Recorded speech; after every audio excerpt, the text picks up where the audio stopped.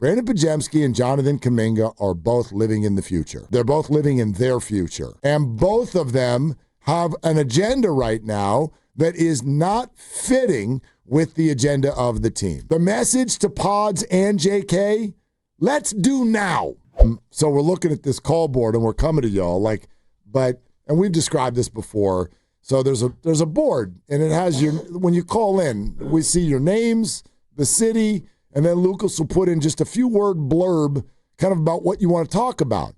And I can't get over that you and I are doing afternoon drive on 95.7 The Game, and I got a board that's like Pat Spencer, Spencer's leadership, Pat Spencer, I can't. Hey, it's Mark Willard here. It's K-Pat.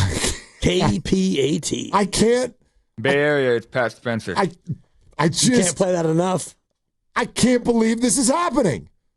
Pat Spencer is the athlete of the week. I mean, I can't believe it's happening either, but when you watch that game, the big takeaway was this dude is like, he doesn't think that he's anything other than that guy. He hits the three to go up 5, and he turns around and he's cussing out the entire city of Philadelphia. One of my favorite moments of the year. Oh, my God. And Grandy will vouch for me on this. He and I have both, over our text chain, there's been a time or two this year where we've been pissed off at Pat Spencer because Pat will come into a game and he's like, yeah, I think I can take Jokic to the hole. Like, I'm going to drive right by him and he won't. Pat has this thought in his head where he's like, I can shoot over Wembanyama. Watch me, I'll do it. And he would try these things and it would be ridiculous. But then suddenly this week they're working. Yep. They're working. The guy's shimmy shaking, shooting over Chet Holmgren. What is happening? But largely it's not even about that. It's actually about simply the way he's running the Warrior offense and running it seemingly in a much more effective and efficient way than all of the other people not named Jimmy Butler and Steph Curry. I want everyone to know the rule about this two-way contract and the 55 games. Yep. It's not about how many he plays. It's about how many for which he is active. Mm-hmm. So this is not just a Steve Kerr, you got to keep him on the bench. That doesn't matter. If he's active, that's a game. So if he's over there on the bench and he is active for the game, then no, put him in there. I don't want anybody thinking that, the second they sub him in, it's like a red shirt in college. Oh, crap, they burned his red shirt.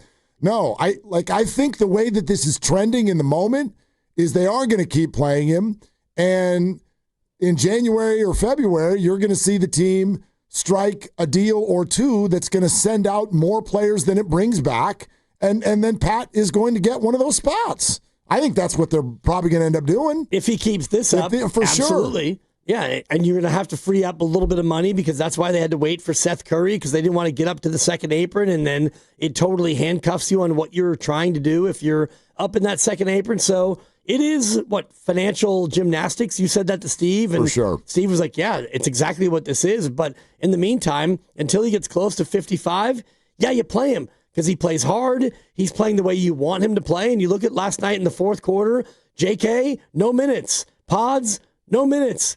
And Pat Spencer and Guy, they played all the minutes. Yeah, so back to what he said about that interview with Pods. I didn't hear that. I wasn't watching the Santa Cruz game. Gucci. Boy, Pods loves to go to a game, doesn't he? But anyway, Cash me out one time. I completely believe that account of the interview, even though I didn't hear it, because it is indicative of what we're talking about. And here is my current belief. Brandon Podziemski and Jonathan Kuminga are both living in the future. They're both living in their future. There's nothing wrong with that per se, but there's another way to say it, and Draymond said it 3 weeks ago. We probably should bring that sound back, guys. We probably should get Draymond's agenda bite again. And I said that then, that it was as much about Pods as it was JK. And I think you were absolutely right because we have arrived at thank God for granting me this moment of clarity. I love it. Okay? We have arrived at the moment of clarity with what Draymond was talking about. And it's both of them. And both of them have an agenda right now that is not fitting with the agenda of the team. So if Podz is working on his leadership, what does that tell you? He's preparing himself for 2028. And that's not what the Warriors need right now. Right now, no. We don't even know if that's going to be your role then. We don't know if you're going to be on the team in March. So that would be, if I were Steve Kerr, and I'm sure he's done this, but the message to Pods and JK, let's do now. Let's do now. And you can worry, JK, about being an all-star, and Pods, you can worry about being the face of the Warriors some other day when that reality, though unlikely, becomes something that anybody around here needs. Right now, what this team needs is for both of you to be the role players that you need to be when Steph Curry is on the floor, and then the smart, temporary placeholders when he's not. That's it. That's it. That's now. Let's do now. They're living in a dream world. Right. And I'm more concerned about Pods than I am JK. That's because fine. I look at Kuminga, and ever since he got taken out of the starting lineup, half a game later, he had bilateral knee tendonitis, and I believe it was real. His knees, I'm sure, hurt. He sat for the better part of a week and a half or 2 weeks, and since then, he's come back and played very me-centra. Jonathan Kuminga. There's been a lot of me in his game. Like, in the mid-range, I'm going to cook. Let me get the ball, I'm going to score. It hasn't been the same Kuminga we saw early in the year before the benching, so I'm more worried about Pods. Like, what happened to Pods over the last couple of weeks where it feels like even when he plays poorly, he doesn't shoot it well, he doesn't distribute well, whatever he doesn't do well, he still is out there contributing and doing positive things. But last night, they didn't even play him at all in the fourth quarter. Yeah, again, before that late turnover when he subbed in for Spencer on Tuesday night, it was actually a pretty good game for Pods. He had played pretty well up until that point. He was the leading scorer for the Warriors in the game at that time.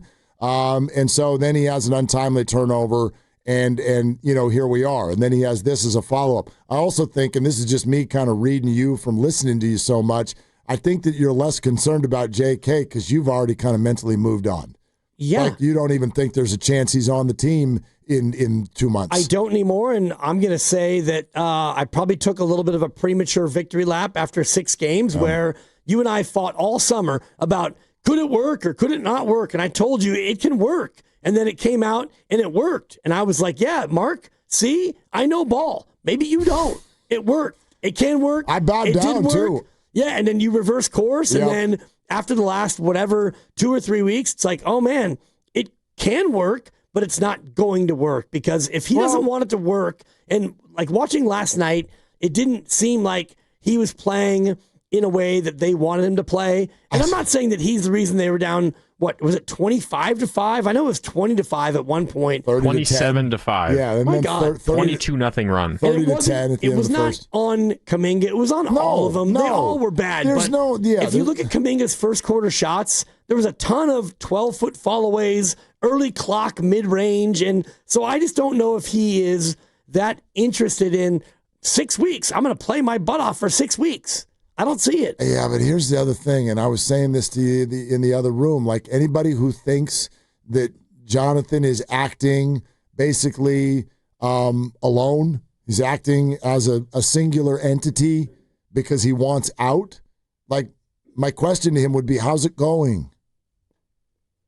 Do you think that right now you're making other teams want you? Do you think that your trade value is going up?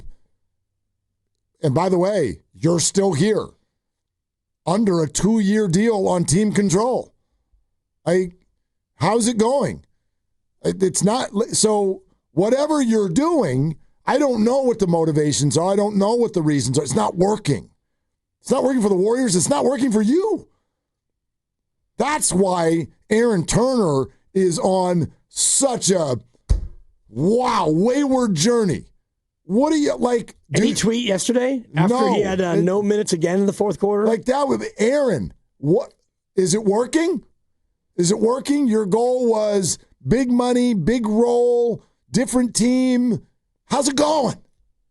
Just checking in. How's it going? I mean, he got I don't know if it's big money, but he got nice money. He got 24 in the pocket. Turned a lot of guaranteed money down. Right, but he also got his own potential freedom. I don't know if it depends on the team, but like almost 2 years from now. But I don't think that the team is going to want this around, honestly. But the Warriors have proven they're not moving him until they feel like it's the right deal that helps them. Right, but they can move him January 15th, and the deadline's about a month later. So once you get to JK Day, I do think that there'll be a lot more of a, hey, look, JK, if you really want out of here, how about you start playing better so we can get more for you? If not, we'll just hold on to you. We'll keep not playing you. Yeah. And then, we'll see what happens in May. Let's go to, we're talking also about Pat Spencer, which I just have such mixed feelings. It's so cool. What a great story. But also, if that's your story, if this is what gets us going with Warrior basketball right now, yikes.